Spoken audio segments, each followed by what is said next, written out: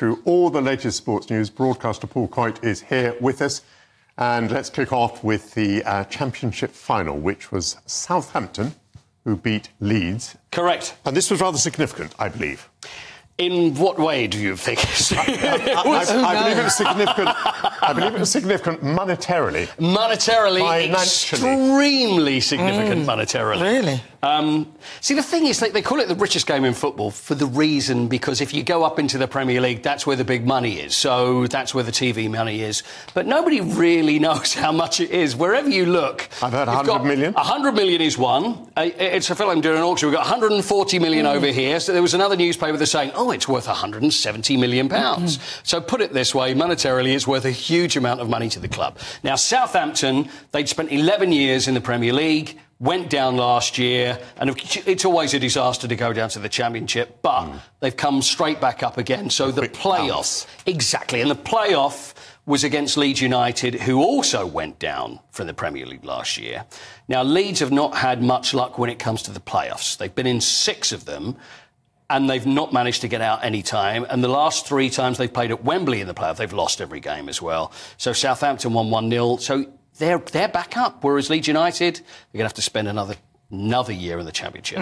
I bring out the best in you, don't I? Because always. Because you know I don't know anything. Therefore, you explain it very, very carefully. You don't make any assumptions about what you don't realise, Michael, is I'm making it all up as I go along, and none of it is true. You are certainly not. Should we talk about Andy Murray? Yeah, let's talk about Andy Murray, because, you know, how's he been doing? Because he's lost, didn't he? Didn't do very well. Yeah, sadly. I mean, Andy's 37 now, and this is... Nobody really knows. Well, I don't know whether Andy really knows whether he's actually going to retire and when it is. I mean, he has said this is probably going to be his last summer, and it's going to have to be. But the thing is, with someone like Andy Murray, he's such a brilliant player, and that's what he lives for, because he's played tennis since he was a little boy, and he's been through incredible injuries and still fought back from it.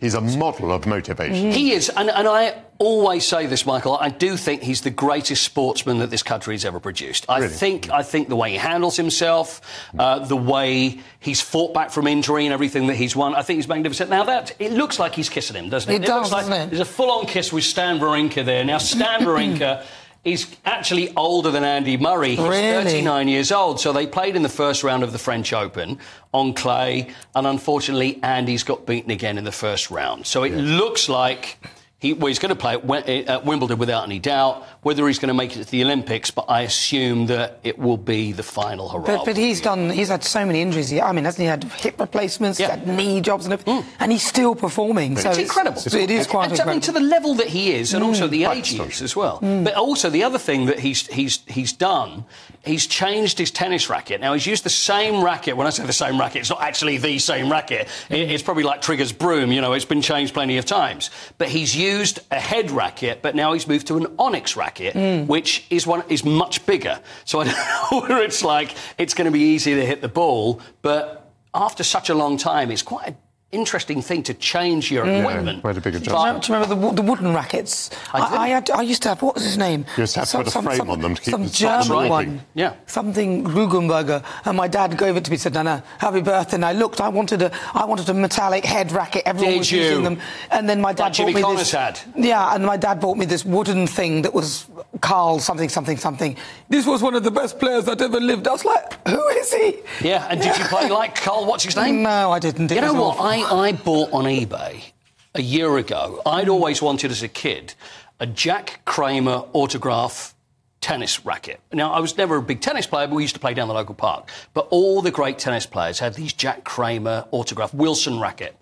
So last year, I was thinking, maybe now's the time that I'll be able to buy one. So I bought it for 30 quid, and there it was. And so I've now got it up on the wall. It looks like, it looks like I was Lou Hode in the day that I've got this tennis racket hanging from the wall. But it was something I always wanted. So maybe I should have just framed it. That was fascinating decor you have.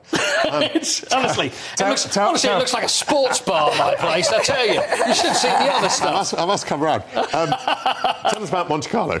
Monte Carlo. Now, the Monaco Grand Prix happened yesterday. This has been running since the 1950s, but they've never had... what is it? Is it a Monegasque? Someone that's from Monaco? Monegasque. Is that right? Something like that, yes. But anyway, Charles Leclerc is from Monaco. It's the first time a home... Well, I mean, the thing is, how many people are actually from Monaco, grown up in Monaco, that become racing drivers. Anyway, he's done that. So he's the first to actually And you were win telling the me race. before that there's something rather special about this race. Oh, you're going to do that to me again? It's not a money thing, is it? No, it's run through the streets, isn't Well, it? it is. Well, this It's is very narrow. Absolutely. I mean, it's probably the most famous Grand Prix. And it's...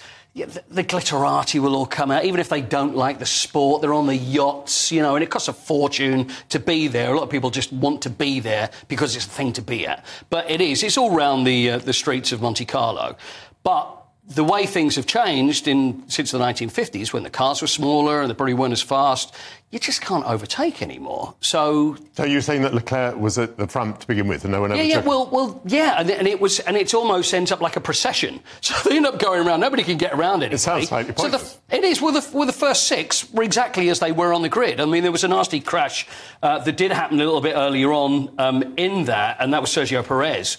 But apart from that, it's just a procession around the streets. It's more the fact that it's the Monte Carlo Grand Prix. But I heard it was quite boring this year. People said it was quite boring. Yeah, I mean... it was a bit dull. Unless you're from Monaco, in which case it must have been very, very exciting. Well, actually, I was invited to Monaco this weekend. Wow. Were you? I was. Somebody who's got this big event that he does all across the country. And you said no? I couldn't get anywhere to stay. There was nowhere to stay. Is that what it was? What, so there they was didn't come? literally nowhere to stay. So what did they say then? Well, you can just come and watch it, but you can't stay here? No, well, they said, come along. He had a boat. Myself and the lovely Lizzie Cundy were going to go. Couldn't get anywhere to stay. Oh, you know what? Just sleep on the beach. What about I'd sleep on the floor. You know, for crying out loud, you don't want to miss that. I think it might be time to move on. Oh, do you think so? Have you Do you had enough of think me so? already? I Is think that so. it? Thank you very much. I've overstayed my welcome. Thank Oh, you. It I was the was racket enjoying on the that. wall, wasn't it, that threw you? As much sport as I could do. I was enjoying it. I don't know anything about it as well. Thanks, Michael.